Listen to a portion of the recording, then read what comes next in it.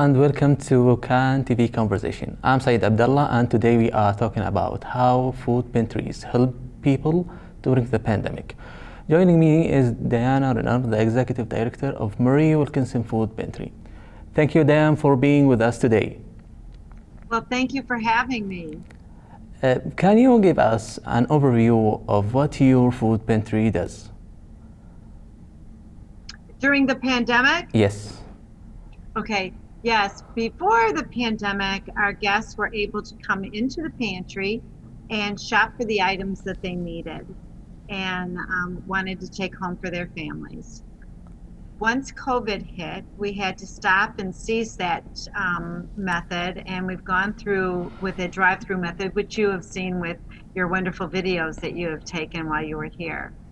So our guests come in and line up in our parking lot, and then they drive through to the back, and we load their trunks with boxes of staple items, dairy, deli, meat, produce, and bread. So what is the distribution model in Marie Wilkinson Food Pantry? The solution is to help provide families that are in need with healthy food options for them to take home and make some healthy meals. Our pantry has been in existence for over 60 years, and we have never missed a beat. During the COVID, right at the beginning, we did have a week where we were trying to figure out how to, go through this new process, but within a week we had a new distribution model and went at it, and it took a while for our guests to understand what our new method was going to be, but now that they've been through it a while, they love the new system and they keep coming back every week. How has the pandemic impacted people who are struggling or those who are unemployed? Well, initially our guests were basically about the same guests that we would see on a regular basis, but once COVID hit, we were seeing more and more families that were coming to us because they had lost their jobs or their jobs had been reduced hours, and they found us, of course, and came to us, and our numbers have increased tremendously. In the last, I would say, 3 weeks, it's gone down a little bit, but we hear that to the stimulus checks that the government has provided, and also the new cards that they've been giving to children while they're in school.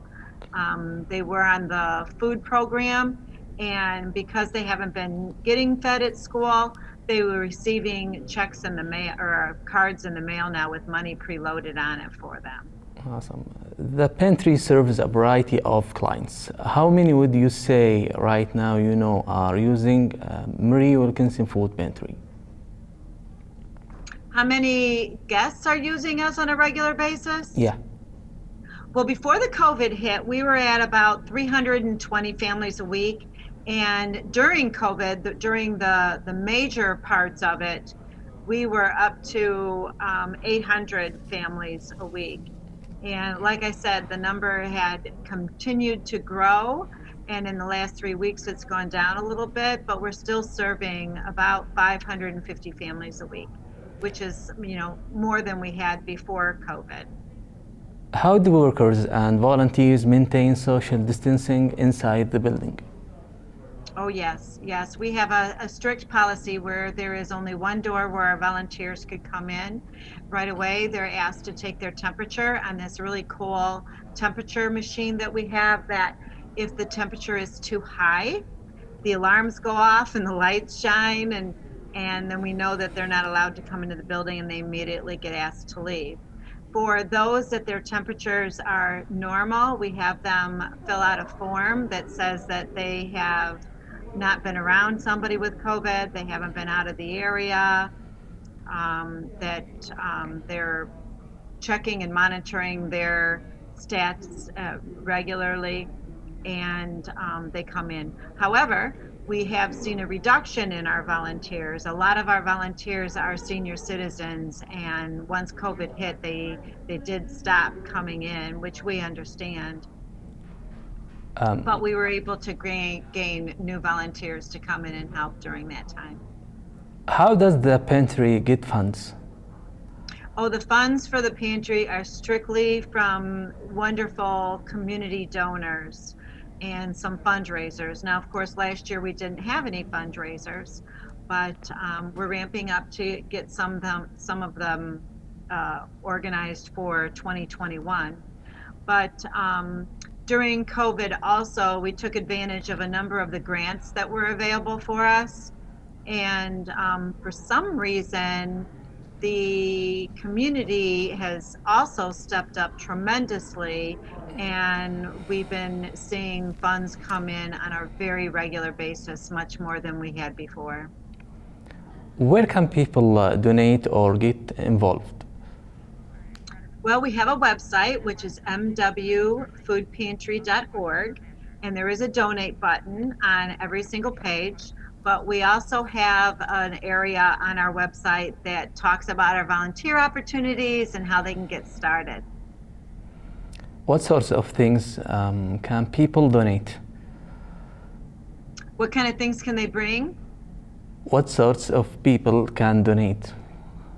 Anybody can donate, and we welcome the businesses to get involved and to get their employees involved. We've had quite a few fundraisers, food drives the last couple of weeks, and food has been coming in that way.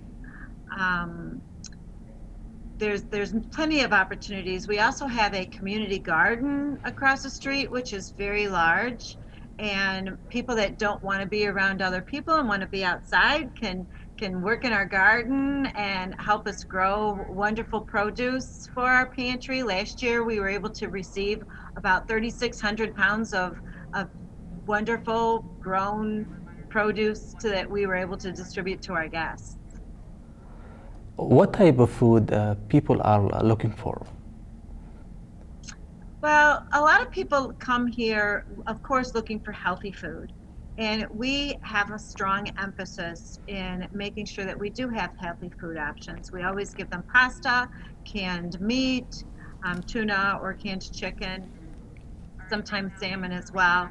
We always have fruits and vegetables and dairy and regular meat as well. Right now we're giving out 10-pound bags of chicken.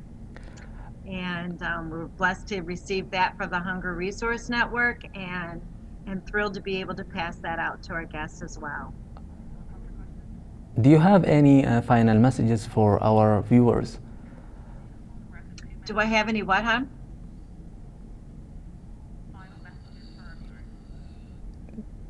Do we have what? Do you have any final messages for our viewers?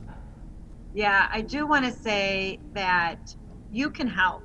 You can do just about anything to work for some wonderful not-for-profit organizations, and they all need you, and they need your talents.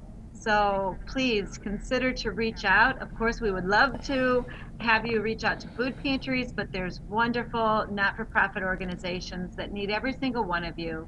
You all bring such wonderful talents and ideas and suggestions and heavy lifting. My thanks to Diane Renner for joining us today to have this important discussion. Thank you. And thank you for watching CAN TV Conversation. I'm Saeed Abdullah. Have a good day. Thank you. Thank you very much.